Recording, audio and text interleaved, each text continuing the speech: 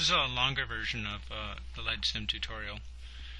There's a lot to cover, and I don't want this tutorial to even go on too long, so I'm still going to cut some corners. We've worked really hard within LegSim to provide text-based instructional information about how different things work. And you can also send us an email if you have questions beyond the ones that are answered here. The first thing that I want to mention is that with your simulation, there are lots of features that I'm going to talk about today that you're not going to see. And the reason you won't see them is they don't appear until something has happened. So, for example, there's nothing visible on the floor until you actually have bills to consider on the floor. And the same would be true for other features of LegSim. So if you click on one of these links and it's blank, whereas when I click on it, it has stuff in it, that's probably explanation. Okay, so the first stage of the process is that students register and they create their profiles.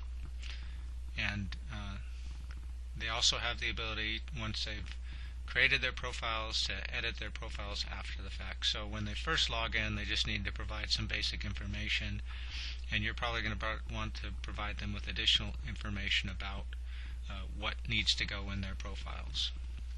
Okay. Students also have the ability to change their password, and then also if they lose their password, they can request that from the LegSim main page. You may find that some students are having problems getting in, and that may be because they haven't completed the registration process. So what they need is, the first time they log into LegSim, they have to click on a link that's provided in a LegSim email that they receive after they've registered and paid. If they don't click on that link, they can't directly log in to LegSim. So they need to look for that email and look for that link. Alright, so let's assume that all of your students have managed to log in and have created their profiles, and we're getting started on the process. What's next? The next step in the process is to organize a legislature.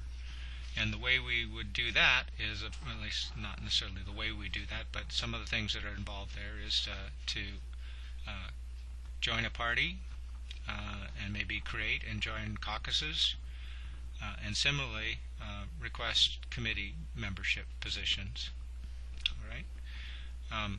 Once students have requested their committee membership positions, then the class as a whole has to decide who's going to serve on what committees, and similarly the class as a whole has to decide the leadership of the legislature. So for me, this is a really interesting part of the process, right? How are you going to allocate committee seats across the different members who are requesting them? Similarly, how are you going to elect a leader if you've got 6 different candidates or something like that? What's the voting process going to be? What's the agenda going to look like? That's a really fun exercise in my class, and it sort of gets the blood flowing in terms of creating a little competition and a little bit of feelings of winning and losing that starts to motivate students to get interested in what we're doing here.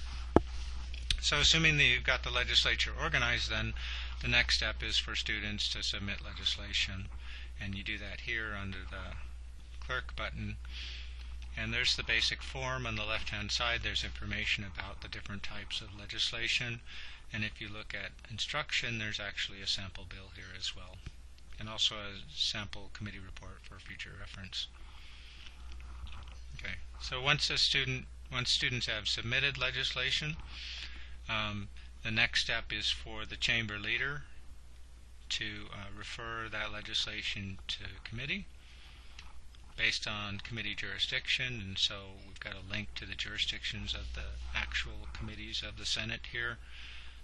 And all they have to do is highlight the bill or resolution and then indicate which committee they want to send it to and click on the link here. Alright, so once bills have been referred to committee, then the committees have something to do. And so this is a committee that's quite active. But on the bottom here you'll see these are all of the bills that have been referred to this particular committee, and you can click on the committee page for any one of these bills and find out what's happening with it.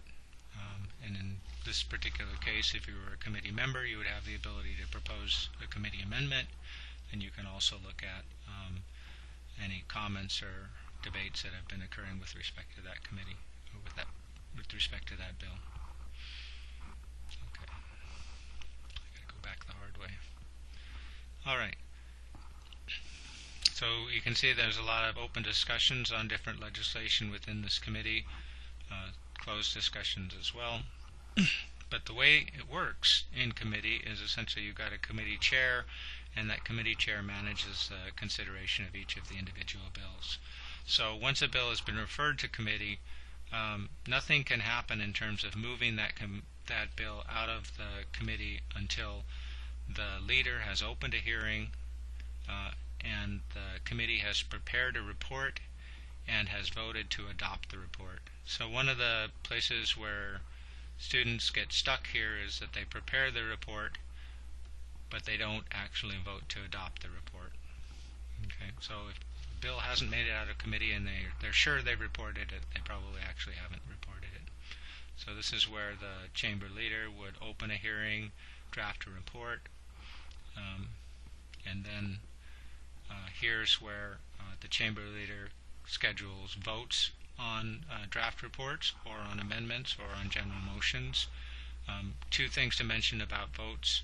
One thing to mention about votes is that the chamber leader can either schedule a vote and allow committee members to actually vote, or the chamber leader can also introduce information about a vote that has occurred outside of the LegSim context. So in other words, if you had a committee meeting in class and they voted to report a bill, the chamber leader the committee chair has the ability to actually indicate that that has happened, and by doing that, automatically report a bill to the floor as well. Okay, your bill has made it out of committee and onto the floor. Congratulations. What happens next? The next step is for the leader to place the bill on the calendar. Okay. And then once a bill has been placed on the calendar, the House and the Senate have different procedures for bringing bills to the floor. So I'm not going to go into this right now, but we've worked really hard to explain that process in both the House and the Senate. Briefly, in the Senate, members have the ability to filibuster. In the House, you have a Rules Committee that provides opportunities for members to bring bills up out of their order on the calendar. Okay, and that's a hardwired process, so the chamber leader doesn't have the ability to sort of ignore that process. The only person who can ignore that process is the course administrator. So if you were to go down here and click on Schedule Floor Votes, you can bring up any bill that's on the calendar at any time. Okay, but this is not something that's available to the students. Okay, so once a bill has been placed on the calendar, probably the chamber leader wants to open a floor debate to allow members to debate the bill, and then the chamber leader has the ability to schedule votes on legislation based on their circumstances relative to the scheduling process. All right. What do votes look like? Well, here's a nice example. I think here's an example of a motion to proceed to the consideration of S11, and we can see that this one failed. And if we click on that, you'll see this is what it looks like. And you can see the votes of the individual members on this particular bill and the outcome on this particular motion and the outcome up here. Right? So this is the previous votes page, and so all of the information about previous votes will be here. If you click on the floor page, you would get information about what's happening on the floor now. So there are a lot of bills that are on the calendar, and this is, for example, a bill that's being filibustered according to Okay, so we've moved the bill from introduction all the way to the floor and presumably to adoption, hopefully. Right? What happens after that? Well, essentially the process is finished, except for if you have a president, if you appointed a president using the executive authorization code that was made available originally, then that executive presumably can indicate whether she or he wants to sign or veto the legislation that the chamber has adopted. Right now, there's no formal ability of the executive to veto. What we would recommend is you just send a veto message, and then it's up to the legislature to figure out how they're going to vote to override that veto, probably by the introduction of a special resolution or something like that. Okay, so that's pretty much the process, and there's information here about, as I mentioned, sample committee reports and sample bills.